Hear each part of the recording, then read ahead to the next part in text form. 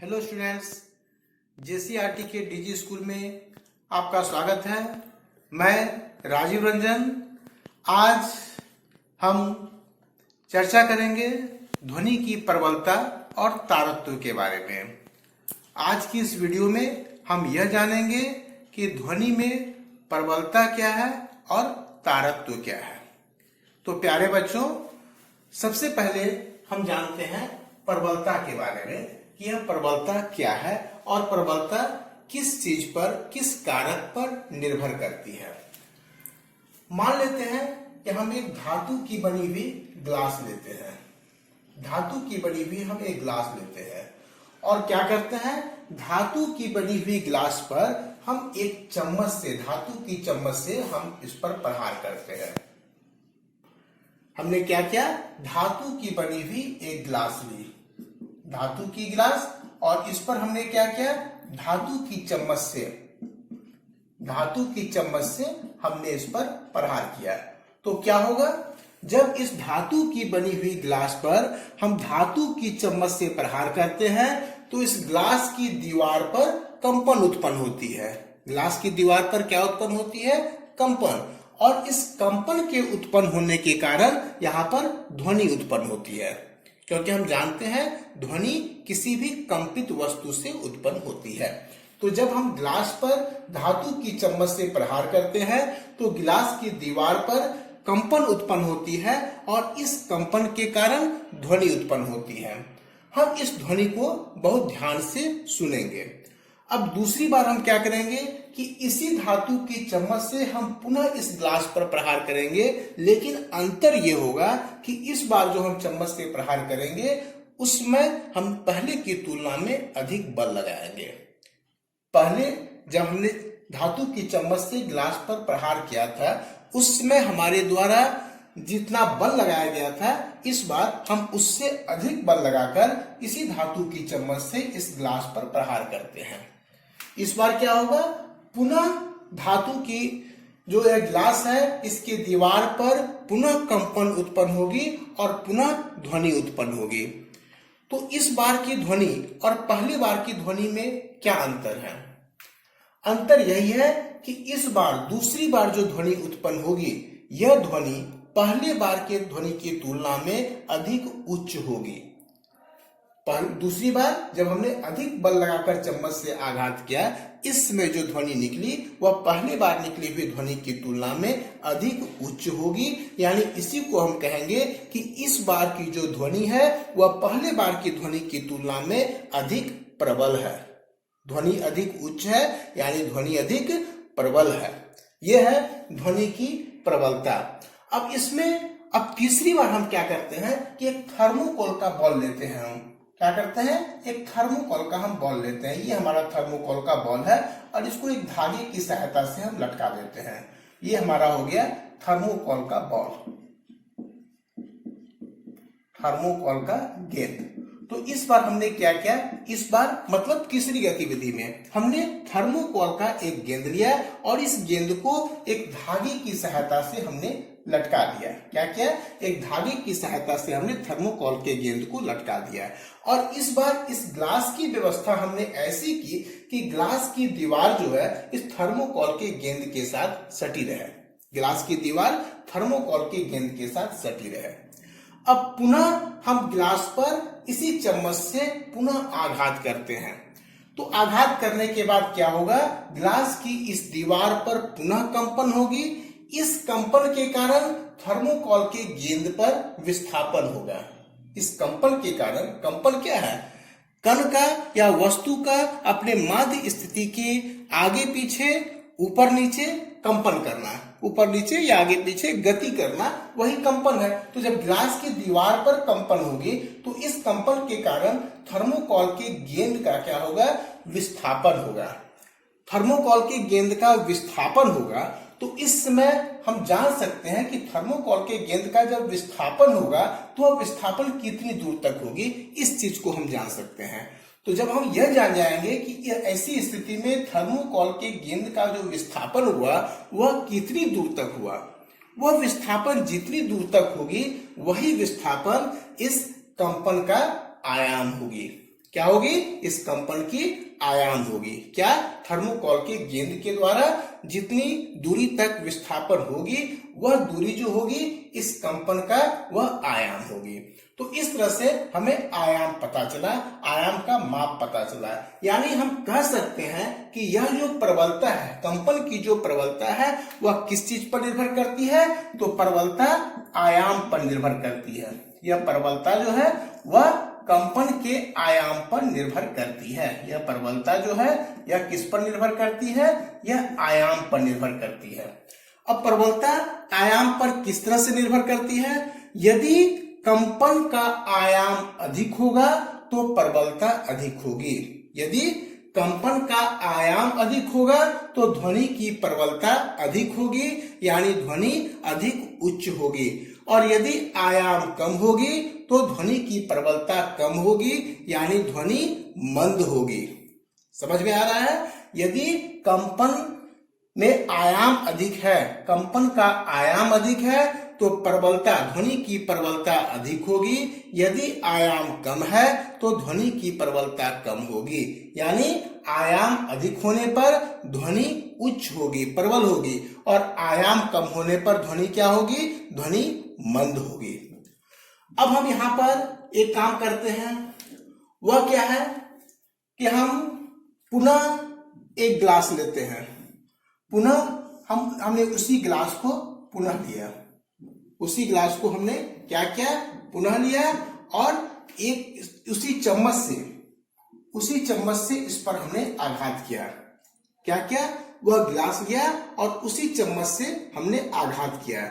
जिस तरह से हमने पहली बार किया था, पहली बार में हम जो आघात करेंगे वह कम बल से करेंगे, और दूसरी बार जो हम आघात करेंगे वह अधिक बल से हम आघात करेंगे। और दोनों ही स्थिति में हम क्या करेंगे? उसके कंपन को देखेंगे।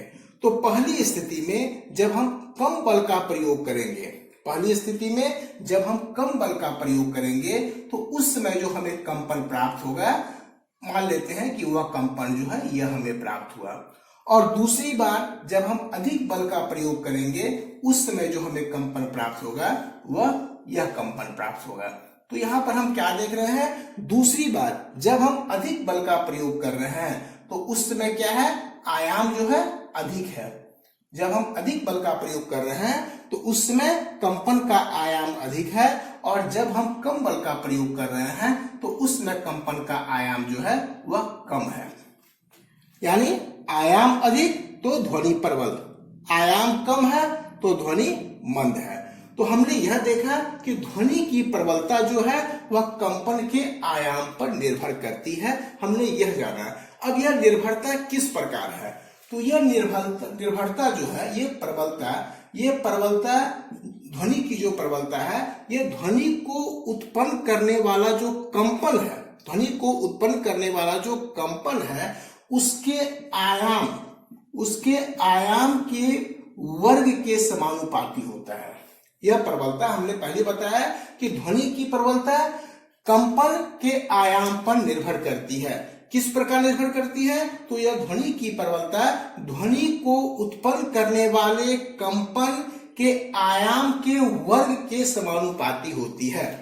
ध्वनि की प्रबलता ध्वनि को उत्पन्न करने वाले कंपन के आयाम के वर्ग के समानुपाती होती है। तो वर्ग के समानुपाती होने से क्या होगा? यदि किसी ध्वनि के कंपन के आयाम में 2 गुनी वृद्धि होती है, यदि यह आयाम जो है यह 2 गुना बढ़ जाती है तो प्रबलता कितनी बढ़ जाएगी? 2 का वर्ग हमें करना पड़ेगा, यानी प्रबलता 4 गुनी बढ़ जाएगी। यदि आयाम 2 गुनी बढ़ेगी तो प्रबलता 4 गुनी बढ़ जाएगी। इसी तरह से आयाम यदि 3 गुना बढ़ेगी तो प्रबलता 3 का वर्ग हमें करना पड़ेगा। 3 का वर्ग कितना हो जाएगा? 9, यानी प्रबलता जो है वह 9 गुनी बढ़ जाएगी। तो इस तरह से प्रबलता जो है वह कंपन के आयाम के वर्ग के समानुपाती होता है। किसके समानुपाती होता है? कंपन के आयाम के वर्ग के समानुपाती यह प्रबलता यह होती है। अब हम जानते हैं कि यह प्रबलता जो है वह आयाम पर निर्भर करती है, और किस तरह से निर्भर की? कि आयाम के वर्ग के समानुपाती है। अब प्रबलता को हम लोग जो व्यक्त करते हैं तो उसको व्यक्त करने की इकाई, प्रबलता को व्यक्त करने की इकाई है डेसिबल। इसकी इकाई क्या है? इसकी इकाई डेसिबल है। इसको हम लोग लिखते हैं डीबी, डीबी के रूप में। अब यहां पर देखने की बात है, डी इसमें स्मॉल होगा और बी जो होगा वह कैपिटल होगा। तो प्रबलता को हम लोग व्यक्त करते हैं, इसकी इकाई है डेसिबल, डेसिबल में व्यक्त करते हैं, जिसमें डी स्मॉल लेटर में लेंगे और बी को हम लोग कैपिटल लेटर में लेंगे। अब डेसिबल के बारे में हम लोग यह चीज जानते हैं कि सामान्य जो श्वसन की क्रिया हम लोग करते हैं, सामान्य श्वसन की क्रिया जब हम लोग करते हैं तो इस दौरान जो ध्वनि उत्पन्न होती है, सामान्य श्वसन की क्रिया के दौरान जो ध्वनि उत्पन्न होती है उसकी प्रबलता जो है, उसकी प्रबलता होती है 10 डेसिबल। सामान्य श्वसन की क्रिया जो हम लोग करते हैं और उस दौरान जो ध्वनि उत्पन्न होती है उसकी प्रबलता होती है 10 डेसिबल। इसी तरह से हम लोग जब मंद फुसफुसाहट का काम करते हैं, मंद फुसफुसाहट जब हम लोग करते हैं तो उस समय जो ध्वनि उत्पन्न होती है उस ध्वनि की प्रबलता होती है वह 30 डेसिबल होती है। सामान्य बातचीत यदि हम करते हैं, सामान्य बातचीत, तो सामान्य बातचीत के दौरान उत्पन्न होने वाली ध्वनि की प्रबलता होती है 60 डेसिबल। कितनी होती है? 60 डेसिबल। यदि हम पटाखे की आवाज की बात करें, पटाखे की आवाज, तो पटाखे की आवाज से उत्पन्न होने वाली ध्वनि की प्रबलता होती है 140 डेसिबल। कितनी होती है? 140 डेसिबल। और यदि हवाई जहाज जब उड़ रहा होता है तो उस समय उसकी प्रबलता होती है, हवाई जहाज या वायुयान की हम लोग बात करें तो हवाई जहाज के उड़ते समय उसकी जो प्रबलता होगी वह होगी 180 डेसिबल। कितनी होगी? 180 डेसिबल। अब यहां पर कोई भी ध्वनि जिसकी प्रबलता 80 डेसिबल से अधिक हो जाती है, जिसकी प्रबलता 80 डेसिबल से अधिक हो जाती है, उसे हम लोग क्या कहते हैं? शोर कहते हैं। उसे हम लोग क्या कहते हैं? शोर। कोई भी ध्वनि जिसकी प्रबलता 80 डेसिबल से ज्यादा हो जाती है उसे हम लोग शोर कहते हैं और यह हमारी कानों के लिए अच्छा नहीं होता है। तो इस तरह से हमने प्रबलता के बारे में जाना।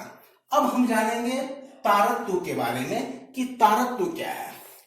तो प्यारे बच्चों, आपने पुरुष की भी ध्वनि सुनी होगी और महिलाओं की भी ध्वनि सुनी होगी। पुरुष और महिलाओं की ध्वनि में क्या अंतर है? पुरुष और महिलाओं की ध्वनि में क्या अंतर है? महिलाओं की जो ध्वनि होती है वह तीखी होती है, तीक्ष्ण होती है, और पुरुषों की ध्वनि कैसी होती है? वह मोटी होती है। इसी तरह से हम लोग वयस्क व्यक्ति की बात करें और बच्चे की बात करें तो बच्चों की जो ध्वनि होती है वह वयस्क व्यक्ति की ध्वनि की तुलना में क्या होती है? तीखी होती है या तीक्ष्ण होती है। तो इस तरह से हम लोग पुरुष और महिला से उत्पन्न ध्वनि या फिर वयस्क व्यक्ति और बच्चों से उत्पन्न ध्वनि में हम लोग अंतर कर पाते हैं। बिना देखे हम लोग पहचान सकते हैं कि कौन सी ध्वनि पुरुष की है, कौन सी ध्वनि महिला की है और कौन सी ध्वनि बच्चे की है। इस चीज को हम लोग पहचान सकते हैं। तो इसकी पहचान किससे आती है? इसी तारत्व से आती है। किससे आती है? तारत्व से आती है। जब हम कहते हैं कि महिला की ध्वनि जो है वह पुरुष की ध्वनि की तुलना में अधिक तीक्ष्ण है, अधिक तीखी है, तो इसका मतलब है कि महिलाओं में जो ध्वनि उत्पन्न होती है उस ध्वनि का तारत्व अधिक होता है। महिलाओं में उत्पन्न ध्वनि का तारत्व अधिक होता है। इसी तरह से बच्चों में उत्पन्न ध्वनि का तारत्व जो होता है वह वयस्क व्यक्ति में उत्पन्न ध्वनि के तुलना में अधिक होता है। अब यह तारत्व, जिस तरह से हमने बात किया कि प्रबलता निर्भर करती है आयाम पर, उसी तरह से यह तारत्व निर्भर करती है किस पर? तारत्व निर्भर करती है आवृत्ति पर। तारत्व किस पर निर्भर करती है? आवृत्ति पर। यदि आवृत्ति अधिक होगी तो ध्वनि का तारत्व अधिक होगा। यदि आवृत्ति अधिक होगी तो ध्वनि का तारत्व अधिक होगा और यदि आवृत्ति कम होगी तो ध्वनि का तारत्व कम होगा। अब ध्वनि का तारत्व अधिक है तो इसका मतलब ध्वनि अधिक तीक्ष्ण है, और ध्वनि का तारत्व कम है इसका मतलब ध्वनि कैसी है? मोटी है। इसका मतलब ध्वनि कैसी है?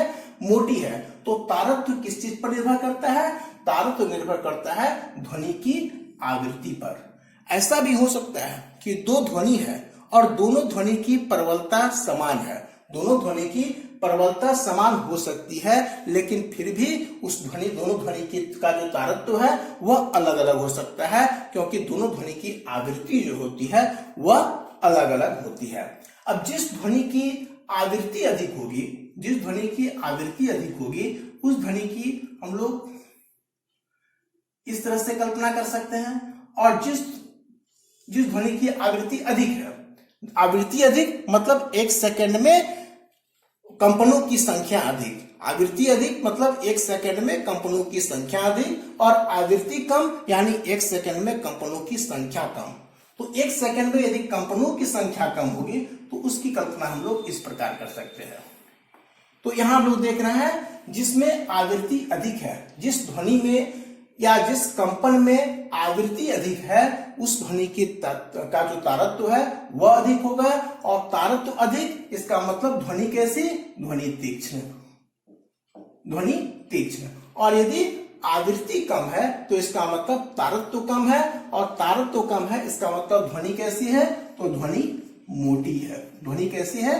ध्वनि मोटी है।